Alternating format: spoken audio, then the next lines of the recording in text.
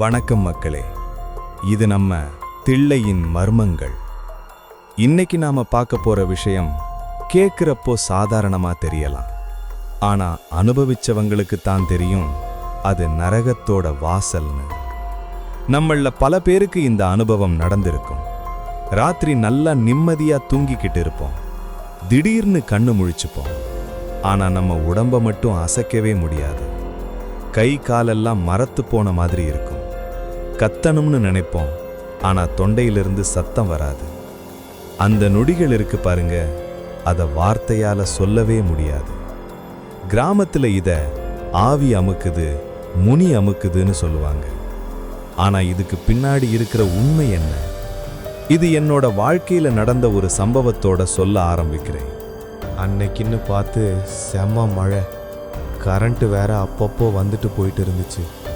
வீட்டில் எல்லாரும் சாப்பிட்டு தூங்கிட்டாங்க. நானும் என் ரூமுக்கு போய் படுத்தேன். மணி சரியா ஒரு 12 இருக்கும். நல்லா அசந்து தூங்க ஆரம்பித்தேன். எப்பவும் போல தான் தூங்கினேன்.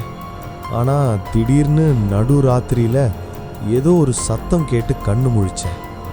ரூம் முழுக்க இருட்டு. ஜன்னல் வழியாக வர்ற அந்த லேசாக வெளிச்சத்தில் என் ரூம் கதவு பக்கத்தில் ஏதோ ஒன்று அசைகிற மாதிரி இருந்துச்சு. சரி, ஏதோ பிரம்மேன்னு நினச்சிட்டு திரும்பவும் கண்ணை மூடினேன். ஆனால் அப்போதான் கவனிச்சேன், என்னால் என் கையை தூக்க முடியல, காலையும் அசைக்க முடியல. உடம்பு மொத்தமும் ஏதோ சிமெண்ட் போட்டு பூசின மாதிரி அப்படியே கட்டையாக கிடந்துச்சு. எனக்கு உள்ளுக்குள்ள பயம் பரபரன்னு பத்திக்கிச்சு. அம்மானு கூப்பிட வாயை திறக்கிறேன். சத்தம் காத்து மாதிரி தான் வருதே தவிர வார்த்தையா வெளியே வரல. என் நெஞ்சு மேல யாரோ பலமான ஒரு எடைய வச்ச மாதிரி மூச்சு விடவே திணற ஆரம்பிச்சேன். சரியா அந்த நேரம் பார்த்து என் ரூம் ஜன்னல் காத்துல டமால்னு அடிச்சுக்கிச்சு.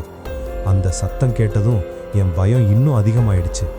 அந்த இருட்டுல என் கால் மாட்டுல யாரோ ஒரு உருவம் நிக்கிற மாதிரி எனக்கு தெளிவா தெரிஞ்சது. அது மனுஷனா இல்ல வேற ஏதாச்சும் அமானுஷ்யமான்னு என்னால யூகிக்கவே முடியல. அந்த உருவம் மெல்ல மெல்ல என் முகத்துக்கு நேரா குனிய ஆரம்பிச்சிச்சு. என் கண்ணு முழிச்சுதான் இருக்கு. மூளைக்கு எல்லாமே தெரியுது. ஆனா உடம்பு மட்டும் என் பேச்ச கேட்கல. அந்த உருவம் என் கழுத்தை நெரிக்கிற மாதிரி கை நீட்டுது. நான் கடவுளை வேண்டாத குறை, முருகா காப்பாத்துன்னு மனசுக்குள்ள கதறேன். எவ்வளவு முயற்சி பண்ணியும் ஒரு விரலை கூட என்னால் அசைக்க முடியலங்கிறப்போ மனசு கஷ்டமா இருந்துச்சு. இன்னைக்கு நம்ம கதை அவ்வளவுதானா? பெத்தவங்களை கடைசியா ஒரு வார்த்தை கூட கூப்பிட முடியாம போயிடுமோ நினைக்கும்போது அழுகையா வந்துச்சு. அந்த பயங்கரமான நொடிகள் ஒரு யுகம் மாதிரி போச்சு. திடீர்னு சுருக்குன்னு யாரோ ஊசி குத்துற மாதிரி ஒரு உணர்வு. என் உடம்புல ஒரு அதிர்வு வந்துச்சு. படக்குன்னு என் கை காலெல்லாம் செயல்பட ஆரம்பிச்சிச்சு.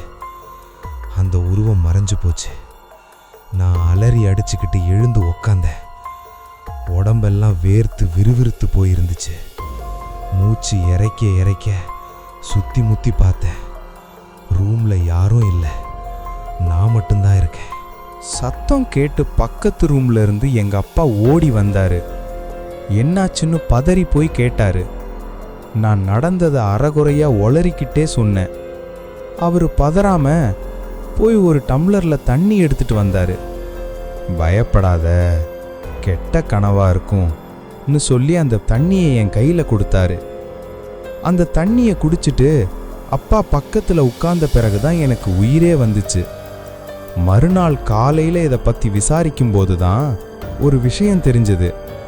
இதைத்தான் அறிவியல்ல ஸ்லீப் பெராலிசிஸ் அப்படின்னு சொல்றாங்க.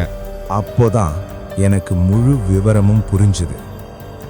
அதாவது நம்ம தூக்கத்துல பல நிலைகள் இருக்குமா.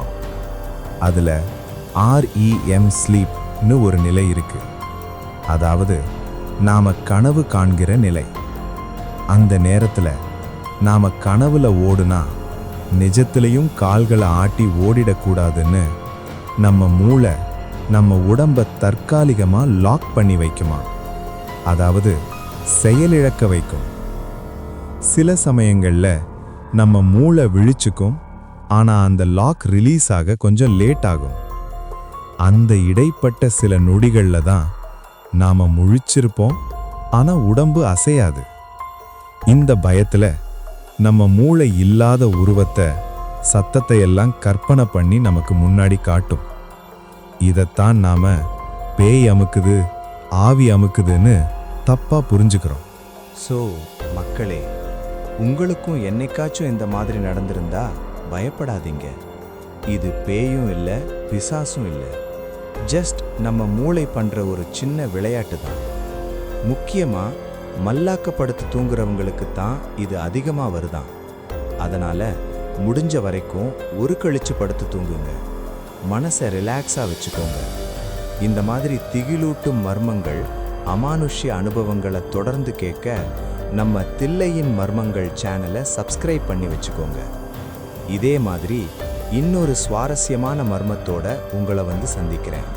அது வரைக்கும் உஷாரா இருங்க.